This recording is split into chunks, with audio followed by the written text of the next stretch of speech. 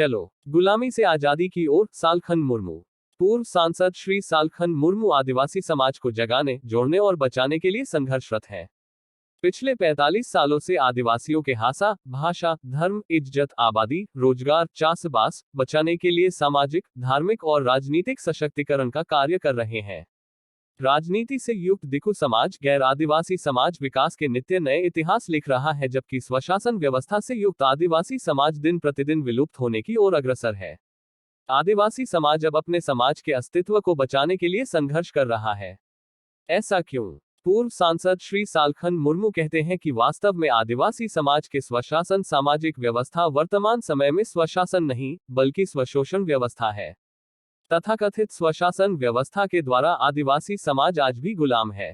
तथाकथित स्वशासन के द्वारा आदिवासियों पर स्वशोषण आज भी जारी है। श्री मुर्मू कहते हैं, चलो गुलामी से आजादी की ओर। वे ऐसा क्यों कहते हैं, आइए आगे पढ़ते हैं। आदिवासी समाज न कभी अंग्रेजी हुकूमत की गुलामी को स्वीकार किया और न ही किसी अन्य बाहरी दबाव में जीना पसंद किया। अंग्रेजी हुकूमत से लोहा लेने वालों में भी आदिवासियों का ही प्रथम नाम आता है, जैसे बाबा तिलका मुर्मू, सिदो मुर्मू, तेलिंगा खड़िया इत्यादि। आदिवासी समाज हमेशा स्वतंत्र रूप से जंगलों और पहाड़ों में अपने मन मुताबिक अपनी सोच और संस्कृति के अनुसार नाचते गाते और खाते पीते अपना समय व्यतीत करना पसंद किया है। सीमित संसाधनों में अपना गुजारा चलाना आदिवासी समाज की एक विशिष्ट जीवन शैली है। जल, जंगल और जमीन के सीमित संसाधनों में अपना जीवन व्यतीत करना आदिवासी समाज की विशेषता है। फकड़बाज, बिना किसी बाहरी दबाव के जीवन जीना आदिवासी समाज के लोगों का फितरत रहा है।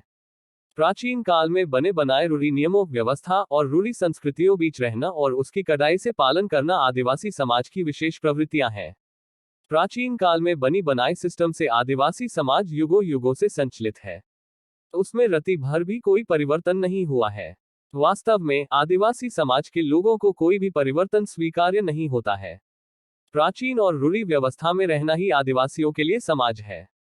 रूढ़ि व्यवस्था जैसे अनपढ़ पियनकरों के द्वारा वंशवाद आधारित स्वशासन सामाजिक व्यवस्था को बचाना और रूढ़ि परंपरा जैसे डायन की तलाश करना, डायन के नाम पर महिलाओं के ऊपर अत्याचार करना, तालिबानी फैसला सुनाना, संविधान कानून को न मानना, हडिया चोडोर चाटिया रूम मिल बैठकर सामूहिक नशापान करना आदि को बचाना ही आदिवासियों के लिए समाज बचाना है। छुत छाटियार, बापला दौरबार, भांडान आदि करना ही समाज है माना जाता है। राजनीतिक रूप से आदिवासियों के हासा, भाषा, धर्म, इज्जत, आबादी, रोजगार, चासबास बचाना आदिवासी समाज के एजेंडे में शामिल ही नहीं है। आदिवासियों के ऐसे समाज को गैर राजनीतिक समाज या राज्य विहीन समाज कहा जाता है। 15 अगस्त 1947 को भारत देश आजाद हुआ और 26 जनवरी 1950 को भारत देश में संविधान लागू हुआ। भारत देश में संविधान के लागू होने से भारत देश का शासन जनतांत्रिक तरीके से होना शुरू हुआ। अब समाज का प्रत्येक फैसला संविधान के अनुसार होगा, किंतु आदिवासी समाज में लोकतंत्र या जनतंत्र के जगह आज के आधुनिक युग में भी आदिवासियों के स्वशासन व्यवस्था ही हावी है। अनपढ़ पियनकर मांझी बाबा के द्वारा लगातार गैर संवैधानिक फैसला सुनाया जाता रहा है और उस गैर संवैधानिक फैसले पर कहते हैं, आबो दो सेदायक होन नोकागे। आदिवासी समाज में आज के आधुनिक युग में भी संविधान कानून लागू नहीं है, जिस कारण से आदिवासी समाज में आज भी आदिवासी समाज के तथाकथित समाज प्रमुख मांझी बाबा एवं उनके कुछ आतू मोड़े होड़ के द्वारा अन्याय और अत्याचार जारी है। आदिवासी समाज के संरक्षक ही आदिवासी समाज के भक्षक बने बैठे हैं, किंतु आदिवासी समाज के अधिकांश लोग इस बात से पूरी तरह अनभिज्ञ हैं। जबकि आदिवासी समाज में दिन प्रतिदिन डिंडोम बारोन, डायन के नाम पर महिलाओं के ऊपर अत्याचार, असंवैधानिक फैसले आदि लगातार जारी है। आदिवासियों के पारंपरिक सामाजिक व्यवस्थाओं, स्वशासन में सम्यक सुधार जरूरी है, ताकि तथाकथित समाज प्रमुख मांझी बाबा के द्वारा जारी अन्याय और अत्याचार पर लगाम लगाया जा सके। हम आदिवासी भले ही अंग्रेजी हुकूमत की गुलामी से आजाद रहे, किंतु कालांतर में हम आदिवासी अपने ही बने बनाए गलत स्वशासन व्यवस्था, रूढ़िवादी व्यवस्था के जाल में फंसकर अन्याय और अत्याचार झेलने को मजबूर हैं। चूंकि हम सब समाज में रहते हैं, आदिवासियों के स्वशासन के द्वारा क्रियाकलाप जैसे शादी, दाह संस्कार, जन्मोत्सव, पर्व, त्योहार इत्यादि सभी प्रकार के सामाजिक और धार्मिक क्रियाकलाप समाज के द्वारा होता है, अर्थात गांव के समाज प्रमुख मांझी बाबा के द्वारा होता है। डंडोम बारोन, डायन के नाम पर महिलाओं के ऊपर अत्याचार, गांव के कोई मामले पर असंवैधानिक फैसले आदि भी गांव के स्वशासन व्यवस्था प्रमुख मांझी बाबा के द्वारा होता है। इसलिए कोई भी व्यक्ति इस पर कुछ बोलने या बगावत करने की हिमाकत नहीं कर पाता है। चूंकि मांझी बाबा ही हर सामाजिक और धार्मिक कार्यों में काम आने वाला होता है।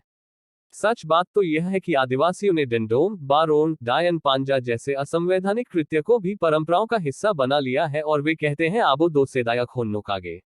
सरकार, संविधान और लोकतंत्र इत्यादि से अधिक आदिवासी लोगों का जुड़ाव समाज स्वशासन व्यवस्था के साथ होता है तथा आदिवासी समाज का संचालन आदिवासी सामाजिक व्यवस्था स्वशासन व्यवस्था के अंतर्गत होता है। आदिवासी सामाजिक स्वशासन व्यवस्था को चलाने वाले लोग संविधान और लोकतंत्र को नहीं मानते हैं, इसलिए डायन पांजा, डंडोम, बारोन, महिला विरोधी मानसिकता, मनमानी दंड वसूली आदि करते हैं। साथ ही वे समाज के कई गलत परंपराओं को लोगों पर थोपते हैं और कहते हैं, आबो दो सेदायक होन्नो कागे। रूढ़ी सामाजिक सिस्टम पारंपरिक स्वशासन व्यवस्था के द्वारा आदिवासी समाज के लोग सामाजिक गुलामी में जीने के लिए मजबूर हैं। डायन पांजा, डायन के नाम पर महिलाओं के साथ मानवीय व्यवहार करना, डंडोम, बारोन, हांडी च्योडोर, महिला विरोधी मानसिकता, तुगलकी फरमान जारी करना जैसे अनेक ऐसी परंपराएं और सामाजिक सिस्टम है जिससे आदिवासी समाज गुलाम है। वीरेंद्र कुमार बास्के, सेंगेल ओनोलिया, बोकारो, झारखंड, 4 जून 2022।